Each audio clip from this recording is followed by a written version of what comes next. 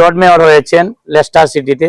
আমি ওনাকে ধন্যবাদ জানাই বাংলাদেশের মুখ উজ্জ্বল করার জন্য। আমাদের উত্তর ধর্মদা গ্রামের কৃতি সন্তান, যিনি লেস্টার সিটিতে লেখাপড়া করে উনি পলিটিক্সের সাথে জড়িত হয়ে শিরেন আক্তার, আজকে তিনি ডেপুটি উনি মেয়র হিসাবে, লর্ড মেয়র হিসাবে সেখানে হয়েছেন। এর জন্য আমরা এই আনন্দ মুহূর্তে আজকে আমাদের উত্তর ধর্মদা গ্রামের কৃতি সন্তান জনাব শাহ হুশিয়ার উল্লাহর মেয়ে, তিনি ডেপুটি হয়ে সেখানে লর্ড মেয়র হয়েছেন। এর জন্য আমাদের গ্রামবাসীর পক্ষ থেকে এবং আমাদের বিশ্বনাথবাসী উপজেলাবাসীর পক্ষ থেকে ধন্যবাদ জানাচ্ছি।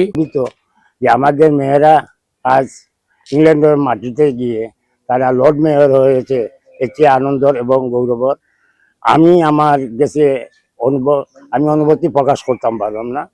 আমি দোয়া করি তাই না আরো দীর্ঘজীবী হোক, আর যে দায়িত্ব পেয়েছেন দায়িত্বটাকে সঠিকভাবে পরিচালনা করুন। সাবেক কাউন্সিলর বর্তমান লর্ড মেয়র হওয়ায় অত্যন্ত আনন্দিত এবং আমরা গর্বিত। শুধু এই সুনামটা আমাদের উত্তর ধর্মদা গ্রামের নয় কিংবা বিশ্বনাথের নয়, বিদেশে গিয়েও লেখাপড়া করছেন, করিয়া এখন বর্তমানে কাউন্সিলর থেকে মেয়র হতে গেছেন।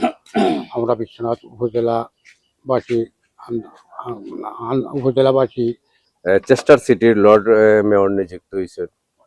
এটার লাগি আসলে আমরা এই উত্তর ধর্মদা গ্রাম নাই, বিশ্বনাথ নাই, আমার মনে হয় আমরা গোটা বাংলাদেশ এটার লাগি গর্বিত। আলহামদুলিল্লাহ, আমার চাচাতো বোন মোহাম্মদ শিরিন আক্তার তাই বিগত 2 বছর আগে কাউন্সিলর নির্বাচিত হয়েছিল। আর তারই ধারাবাহিকতায় গত 23 সালে তাই আবার ডেপুটি মেয়র নির্বাচিত হওয়াতে আমরা গ্রামের এলাকার দেশের মানুষ খুবই আনন্দিত উৎফুল্লিত হয়েছিলাম। আসলে আমরা বড় আনন্দের সাথে কথা হইতেছি যে আমার বাতিজি শিরিন আক্তার তাই ছোটবেলা থেকে বাংলাদেশ লেখাপড়া করিয়া থান মা বাবার লগে লন্ডন গেছেন। লন্ডন যাওয়ার পরে মাস্টার্স কমপ্লিট করার পরে তাই রাজনীতির লগে সম্পৃক্ত হয়েছেন। তারপরে তাই চেস্টার সিটির কাউন্সিলর নির্বাচিত হয়েছেন।